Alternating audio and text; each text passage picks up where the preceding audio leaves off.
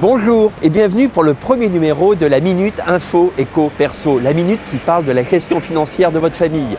Alors aujourd'hui, on va aborder un sujet central, la face nord de l'Everest de la gestion financière, le financement des études des enfants. Alors, vous avez posé vos questions par email, par SMS, par Twitter, et maintenant, je vais y répondre. Et en attendant, je vous amène place des grands hommes, parce que pour les études de vos enfants, filles ou garçons, c'est là où on se retrouve. A tout de suite.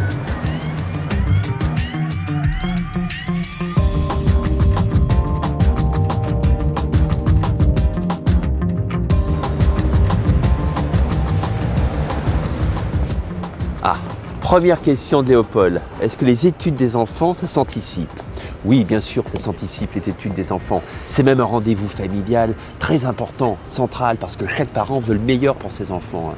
Il y a 54% des jeunes Français qui vont faire des études supérieures. Or, seulement 33% des familles vont mener à bien ces études supérieures et vont anticiper le financement de ces études supérieures. Et pourtant, dans 57% des cas, le jeune, il va choisir une orientation qui sera conforme aux moyens de ses parents. Autrement dit, le premier rendez-vous pour des études réussies, c'est l'anticipation des différents moyens de financement.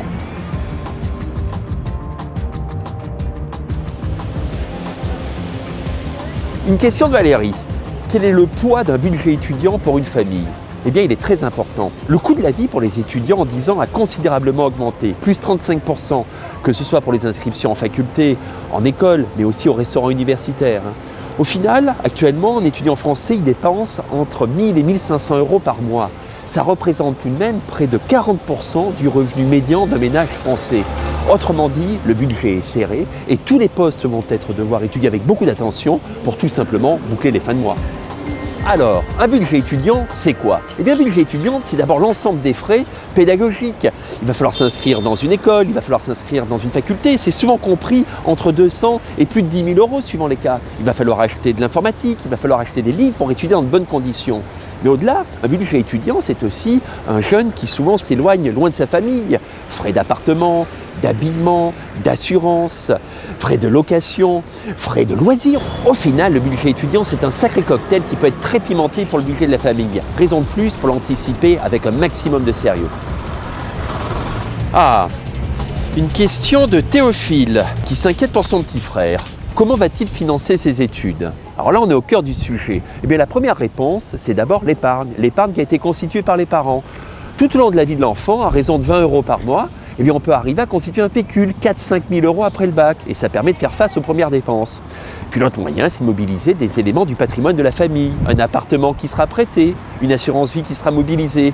Voilà la première étape. Avec l'épargne, on occupe le premier poste budgétaire, mais il y a encore bien d'autres solutions à trouver. Alors justement, les autres pistes, comment les explorer ? Mais la première, c'est celle de l'aide sociale.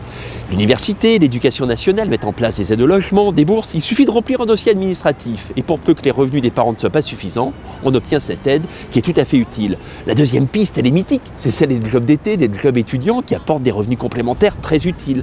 Et puis la troisième piste, elle permet de répondre à des études très coûteuses, à l'étranger par exemple. Dans ce cas-là, c'est un prêt bancaire. Alors certes, il y a une contrainte, il faut prendre un prêt à son nom, mais on recevra l'argent tout au long des études, autant que de besoin, et puis on remboursera une fois qu'on sera rentré dans la vie active. Ainsi, on boucle son budget. Eh bien, une dernière question, elle nous arrive de Philippe qui nous demande s'il y a des écueils particuliers pour financer les études à l'étranger. Non Philippe, pas d'écueil particulier. C'est le même dispositif qui va mobiliser l'épargne des parents, le travail du jeune qui se trouve un job d'été, mais aussi le prêt bancaire parce que souvent ça peut être coûteux, ou le recours aux aides sociales de l'éducation nationale. En revanche, la différence, c'est que les montants à mobiliser vont être beaucoup plus importants, notamment parce que les inscriptions dans les facultés étrangères sont plus élevées et parce qu'il y a des frais de déplacement plus élevés, voire des frais de logement également importants. Rien d'indépassable, il faut juste adapter le dispositif. Vous avez toutes les solutions en main, alors il n'y a plus qu'à. Bonne chance, bonne réussite et puis à très bientôt pour un second numéro. Au revoir.